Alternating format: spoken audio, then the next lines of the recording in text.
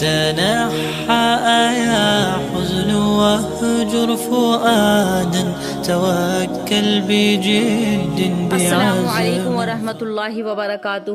میں زینب امتیاز. امید ہے کہ آپ سب خیریت سے ہوں گے، اور جو بھی مجھے جہاں سے سن رہا ہے وہ کمنٹ کر کے ضرور بتائے کہ آپ لوگ کہاں سے سن رہے ہیں. میں نے عید کے بارے میں تھوڑا سا بتانا ہے. کچھ خواتین کا میرے پاس سوال آیا تھا کہ عید کی نماز کیا ہم پر فرض ہے، اور عید کی نماز کیا ہم پڑھنے عیدگاہ جائیں گے، یا گھر پر ہی ہم کچھ شکرانے کے طور پر کچھ نمازیں ادا کریں گے، اور عید کی نماز میں کتنی رکعات ہوتی ہیں. تو اس طرح کے سوالات آئے تھے، تو میں تھوڑا سا بتا دوں اس کے بارے میں. رمضان مبارک کا بابرکت مہینہ یہ پورا چلا گیا. اللہ کی رحمتیں، برکتیں، نصرتیں، اللہ تعالیٰ تبارک و تعالیٰ کا احسان ہے کہ اللہ نے ہم پر کتنی رحمتیں عطا فرمائی ہیں. اللہ کی رحمتوں کا مہینہ، برکتوں کا مہینہ، پیارا پیارا رمضان مبارک کا مہینہ یہ ہم سے چلا گیا. اب عید کا دن آیا، جس کو عید کا دن، خوشی کا دن بھی کہتے ہیں. مسلمانوں کی دو بڑے فیسٹیول ہوتے ہیں، عید الاضحیٰ اور دوسرا عید الفطر. آنے کے چونکہ عید کا دن ہر سال آتا ہے، بار بار آتا ہے، تو اس لیے اس کو عید کہا جاتا ہے. اب سوال یہ پیدا ہوتا ہے کہ کیا عورتیں مسجدوں میں جائیں گی نماز پڑھنے کے لیے عیدگاہ میں؟ تو عورتوں پر یہ مسئلہ اختلافی مسئلہ ہے. علماء اکرام کے الگ الگ اقوال ہیں، لیکن میں حدیثوں سے تھوڑا سا بتانا چاہوں گی کہ امید ہے کہ آپ ویڈیو پورا سنیں، جس سے ہماری بات سمجھ میں آ جائے اچھے طریقے سے، اور دوسروں تک بھی بات پہنچائیں.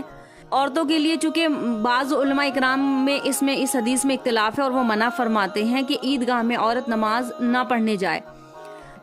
تو یہ چونکہ اختلافی مسئلہ ہے. اب بات یہ ہوتی ہے کہ عورتیں پھر اگر عیدگاہ میں نماز پڑھنے نہ جائے تو گھر پہ کس طریقے سے نماز پڑھیں. تو عید کی نماز کے لیے سب سے پہلی شرط کیا ہے؟ وہ جماعت کا ہونا ہے اور عیدگاہ کا ہونا ہے. یعنی کہ عیدگاہ شرط ہے. عیدگاہ میں عید کی نماز عیدگاہ میں ہوتی ہے، اور اس کے لیے باجماعت ہونا شرط ہے. عورتوں پہ چونکہ کوئی نماز ایسی باجماعت ہونا فرض نہیں ہے کہ عورتوں پر یہ نماز واجب ہے. تو چونکہ علماء اکرام کا اختلاف ہے، تو علماء اکرام نے، ہمارے سلف صالحین نے یہ منع فرما دیا کہ عورتیں عیدگاہوں میں نماز پڑھنے کے لیے نہ جائیں، وہ گھر پہ ہی اپنی نماز پڑھے. اب گھر پہ عید کی نماز کوئی ایسی خاص رکعت خصوصاً عورتوں کے لیے حکم نہیں دیا گیا کہ تم گھر میں نماز پڑھو.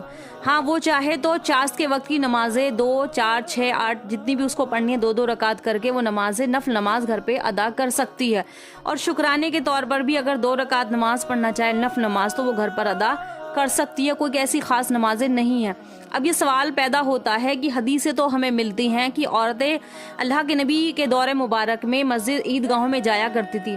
تو یہ حدیث ہے مشکات شریف کی کہ ام عطیہ رضی اللہ تعالیٰ عنہا اس حدیث کی راوی ہیں. فرماتی ہیں، ام عطیہ رضی اللہ عنہ سے روایت ہے، وہ بیان فرماتی ہیں کہ اللہ کے نبی صلی اللہ علیہ وسلم نے ہمیں یہ حکم دیا تھا کہ تم عید اور بقرہ عید کے دن ہم حائضہ عورتوں کو بھی اور بالغ عورتوں کو بھی لے کر آئیں، اور ان عورتوں کو بھی جو پردے والیاں ہیں، اور عیدگاہ چلیں تاکہ مسلمانوں کی جماعت اور ان کی دعاؤں میں وہ شرکت حاصل کر سکے. البتہ حائضہ عورتیں اپنا الگ سے تھوڑا سا نماز، جس جگہ پر باجماعت نماز ہو رہی ہے اس سے الگ ہٹ کے.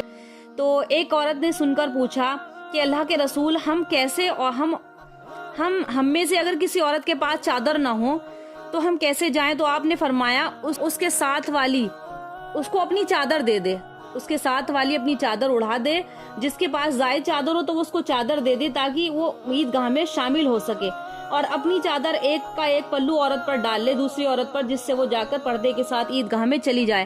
اب اس حدیث سے یہ بات تو ثابت ہوتی ہے کہ اللہ کے نبی صلی اللہ علیہ وسلم نے اپنے زمانے مبارک میں عورتوں کو عیدین کی نماز میں شرکت کرنے کی اجازت دے دی تھی، اور اجازت بالکل واضح طور پر ہے. یہاں تک کہ کواری لڑکیاں، بالغ لڑکیاں، چاہے میرڈ ہوں یا ان میرڈ ہوں، یہاں تک کہ جو پیریڈ جن کے آتے ہیں حائضہ عورتیں، ان کو بھی اجازت دے دی تھی تاکہ وہ مسلمانوں کی دعاؤں میں تمام جماعت میں شرکت حاصل کر سکیں، اور مغفرت، اللہ تعالی ہم سب کی مغفرت فرمائے، اور واعظ اور نصیحت سن سکیں. جو احکام اللہ کے نبی بتانے والے تھے عیدگاہ پر عورتوں کے خصوصی احکام یا احکام، دینی احکام، اور وہ آخرت کے بارے میں وہ چیزیں جو بتانے والے تھے، اس کے لیے اللہ کے نبی نے فرمایا کہ تم برکت حاصل کرنے کے لیے دعاؤں میں شرکت حاصل کرو. اور ایک اسی طرح کی دوسری حدیث بھی ہے کہ اللہ کے نبی حضرت ابن عباس رضی اللہ عنہ سے پوچھا گیا کہ یا رسول اللہ، کہ ہم اللہ کے نبی صلی اللہ علیہ وسلم عید کی نماز کا حکم، کیا تم عید کی نماز میں ان کے ساتھ شرکت کرتے تھے؟ تو انہوں نے فرمایا کہ ہاں، اللہ کے نبی کے ساتھ ہم عید گاہ میں جاتے تھے. آپ نے نماز پڑھائی، پھر آپ نے خطبہ دیا. پہلے اللہ کے نبی نماز پڑھاتے اور اس کے بعد اللہ کے نبی نے خطبہ دیا. ابن عباس رضی اللہ تعالیٰ نے اللہ کے نبی صلی اللہ علیہ وسلم کی نماز عید کا یہ احوال بیان کرتے ہیں. فرمایا کہ اللہ کے نبی باہر تشریف لائے جہاں پر عورتوں کی صف بنی ہوئی تھی، تو عورتوں کے بعد تشریف لائے اور آپ نے انہیں واعظ و نصیحت فرمائی، دینی احکام اور آخرت کے ثواب وغیرہ کے بارے میں انہیں یاد دلایا. تو اللہ کے نبی صلی اللہ علیہ وسلم نے انہیں صدقے کا حکم دیا اور خواتین کو صدقے کا حکم دیا. یہ سن کر، واعظ نصیحت سن کر، تمام خواتین نے اپنے کانوں کے، اپنے گلے کے جو چیزیں تھی وہ نکال کر آگے ہاتھ بڑھانے لگی. سب اتار کے دے دیے حضرت بلال رضی اللہ تعالیٰ عنہ کو، سب حوالے کر دیے. ان کے پاس جو بھی چیز زیورات موجود تھے تو انہوں نے وہ سب حضرت بلال رضی اللہ عنہ کو دے دیے، یعنی کہ وہ ضرورت مندوں کو تقسیم کر سکے، دے سکے، غریبوں کی مدد کر سکے. تو اس کے بعد اللہ کے نبی صلی اللہ علیہ وسلم حضرت بلال رضی اللہ تعالیٰ عنہ گھر پر تشریف لے آئے. اس زمانے میں اللہ کے نبی نے حکم عورتوں کو عیدگاہ میں جانے کا دے دیا تھا، اور وہ بہت جو زمانہ تھا خیر اور برکت تھا. اب علماء کا اس میں اختلاف ہے. اب یہ تو حدیثیں ہمیں ملتی ہیں، صدقے کا اب آپ نے حکم دیا اور آخرت کے بارے میں آپ نے واعظ و نصیحت کی جس سے ہماری خواتین جڑ سکے، آ سکے. اب چونکہ زمانہ بہت زیادہ فتنے کا ہے، علماء اکرام نے دیکھا کہ بے پردگی کی کثرت بڑھتی جا رہی ہے، تو علماء اکرام کا یہ اس پر اقوال ہے کہ عورتیں گھر میں ہی اپنی شکرانے کے گھر پہ ہی اپنی نماز ادا کریں، یعنی کہ کوئی مخصوص نماز نہیں ہے. حدیث سے تو ثابت ہے کہ عورتیں عیدگاہ میں نماز پڑھنے کے لیے جایا کرتی تھی، صحابیات جایا کرتی تھی. پیارے حبیب کے دور مبارک میں اس کے بعد بھی خواتین گئیں، صحابیات گئیں نماز پڑھنے کے لیے. تو اگر آج کے زمانے میں اور جاتی بھی ہیں خواتین، بعض خواتین عیدگاہ میں نماز پڑھنے کے لیے جاتی ہیں تو ان کے لیے پردے کا مخصوص انتظام ہوتا ہے، خاص طور پر اہتمام کیا جاتا ہے.